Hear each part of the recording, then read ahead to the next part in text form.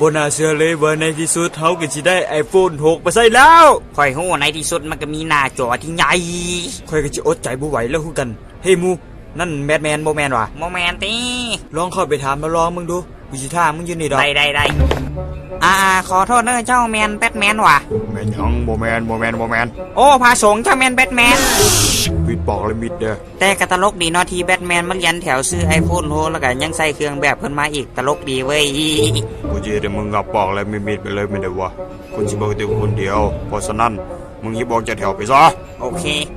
เฮ้ทุกคนมาเบิ่งแบทแมนเด้อเฮ้ยแบทแมนคือขอถ่ายรูปนั้นได้บ่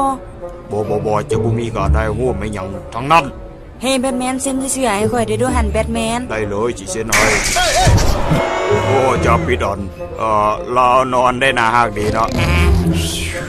เฮ้แบทแมนผ่าเจ้าเจียวหลายแพ้คักดีซื้ออยู่ไสนี่อย่าจับงูบ่มึงรอเฮ็ดหยังอยู่นี่เดี๋ยวนี้นะขอหน้าสภาจักบาทเด้มักก็ฮ่าอยู่บ่นี่แหละจึงมีให้มารบกวนอีกหน่อยเดียวก็จะฮอดที่เฮาแล้วคนต่อไปใกล้แล้วก็จะฮอดกันแล้ว iPhone 6กูจะซื้อสีดำนี่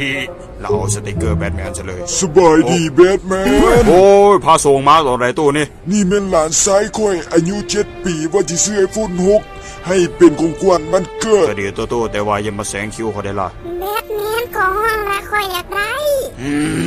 เป็นอย่างนี้สิวะพี่ก่อนนี่บอยแบทแมนคือฮู้เจ้าเป็นฮีโร่เจ้ามักช่วยเหลือคนให้หลานค่อยสมหวังด้อโอเค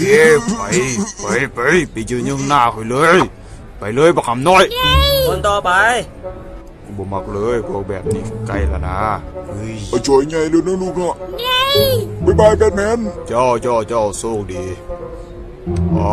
ฮอดที่บอกเรื่องน้อยแล้วก็เป็นที่ของเขาแล้วว่าสิมี iPhone โน้ตนำเขาแล้วใจมันสั่นไปหมดจนบ่อยากว่าจังเลย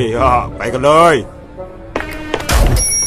ขอโทษเด้อบริษัทปิดแล้วอีก3 วันจะเปิดใหม่ขอบใจที่อยากบริการค่อยๆเข้าไปซื้อแป๊บเดียวบ่ได้วะขอห้องละบ่ได้โทษเด้อกูจะให้เด้เนาะกูบ่ควรพลาดงานนี่นะขอบใจด้วยแบทแมนหลานข่อยมันดีใจขนาดมันว่าสิเซลฟี่บัดมือมาฉันเป็นหยังบ่แม่นกู